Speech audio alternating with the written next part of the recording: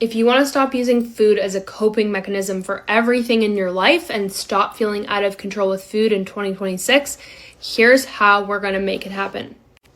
Number one, we've got to get our nervous system into a safe, more regulated state. Most of you are living in a constant state of hypervigilance from stress, perfectionism, overachieving, never slowing down, constantly exercising, constantly restricting food or having rules around food. Your poor body doesn't have a chance to feel safe, which is why it's using food as its outlet to feel safe.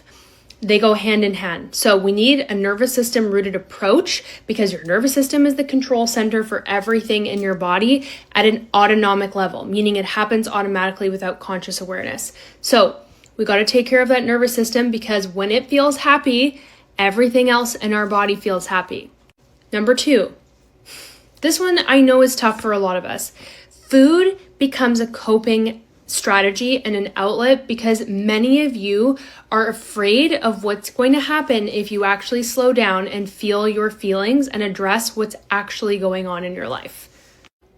Back when I was struggling with binge eating in 2018, here's what I was able to figure out by simply taking a few minutes to journal what my binge was actually about. Stress, money, disappointing my parents, thinking I'll fail, I don't know how to communicate or asking for help, a strategy to keep men away because I didn't feel safe around men, body shame. There are so many things that our binge eating is actually covering up and pushing down. We have to learn how to feel our feelings and address what we are stuffing down beneath the surface, because the extent to which we can actually process all of that is the extent to which we don't need to use food to process and numb all that. Is that making sense? And number three, we've got to stop relying on logic and willpower because that's 5% of you. 95% of what's in charge is your nervous system and your subconscious. And those are the things that control your behaviors.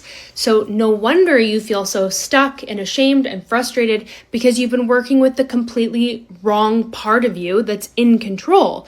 And that leads to you constantly feeling ashamed, feeling like nothing will ever work for you.